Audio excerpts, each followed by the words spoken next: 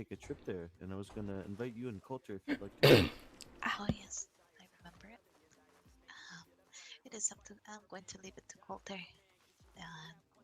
since he's taking some work. Alright, I don't remember the one with the bear, but I do remember a different story. Always down to hear a good story. Alright, so this is the Cherokee legend of how the first woman came to be. It is a bit lengthy, so it goes. For a time, the man was very happy on Earth. He roamed around and ate the fruits and berries, and he visited the animals, and he saw all his homeland.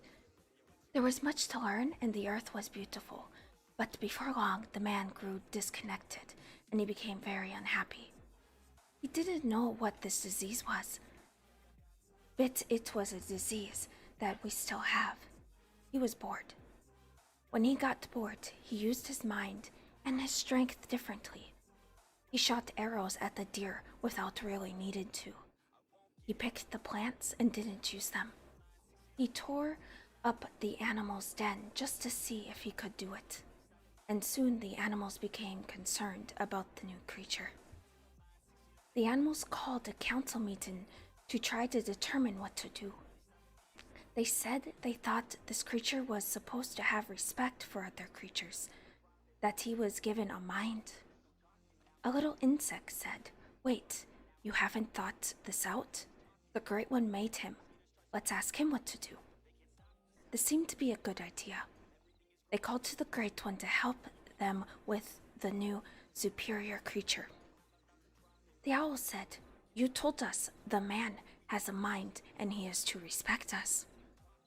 The deer said, "I don't want to be disrespectful, but you told us the man would need more of us, deer, than any other animal. If he keeps killing us like he is now, very soon, he won't have any deer left." "Oh," said the Great One. Thank you. I had not thought about something I left out in this man." The bear said, "Look at him right now.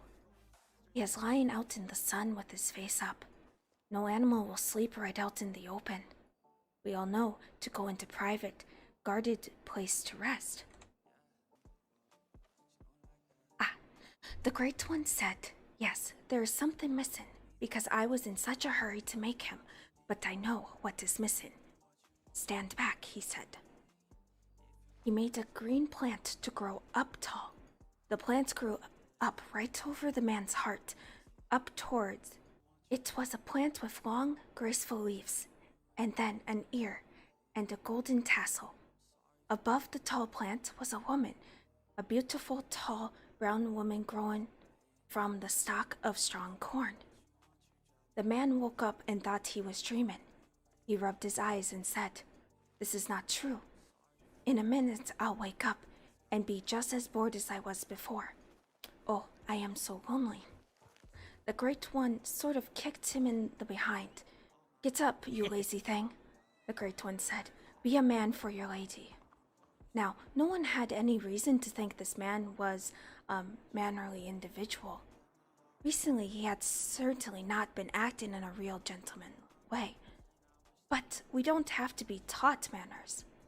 We need someone to expect the best from us, and we use the manners the Great One has already given us. So the man got up, brushed himself off, and gallantly offered his hand to the woman who came down from the stalk of corn. The woman said, "No, wait a minute." The man didn't argue or huff, he just waited as she asked. She reached up and pulled 2 good ears of corn to take with her. Then she said, "I am ready." Do you know why she wanted the corn? She couldn't have known yet that the corn would be an important food. She just knew that she had sprung from the corn, and she needed to take something of her heritage with her. The Great One remembered that although each man will sometimes need to be alone, each man will also need the companionship to be his best. Over a period of time, the man and the woman built a home where they kept the corn for planting. The next spring, she planted her corn and it grew into a beautiful plant. It was probably the next year that she noticed a large bird who became sacred to the Cherokee because they could watch what he ate, and they would then know it was safe to eat. One morning, the woman noticed the turkey eating the tender corn. She knew then the corn was food, and it was time to eat the corn. That evening, she set a pottery pot of corn in the middle of her cook fire. She covered the pot with a curve of chestnut bark. When the man came to eat his fish stew, she didn't tell him what she had cooked. She just pulled an ear of corn from the pot and peeled it back so he could smell it. He thought it was the best aroma he had ever smelt, and he began to eat the corn of the spring. And that is the story of how women came to be. That is nice. That is how women and corn came to be, right? In a way, yes. Thank you for sharing your story with me. That was very lovely, Angela. I may not have remembered the bear one that I was told as a kid, but that one did stick with me. There is something about knowing that you came from such a very sturdy crop that is used plentiful now. And that you brought it with you, so it's nice. Where's Case go? Oh, I was summoned to your story. I didn't see her leave.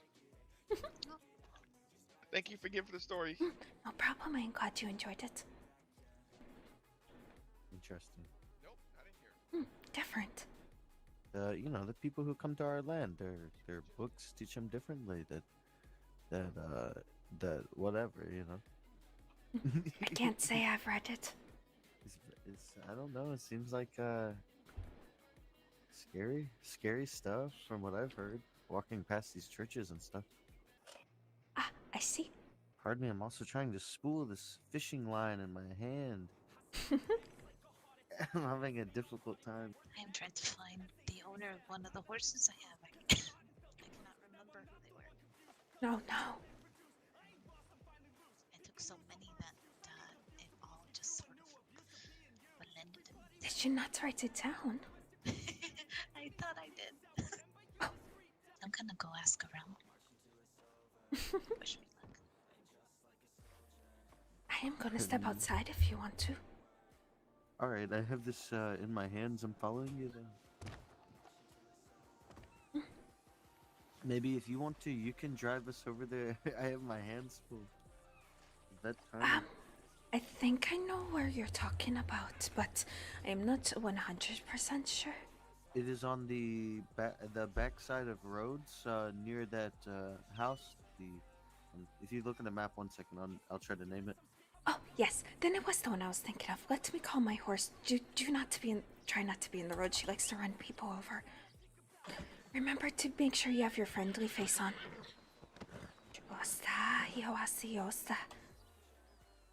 Tell you a very interesting story once we get there.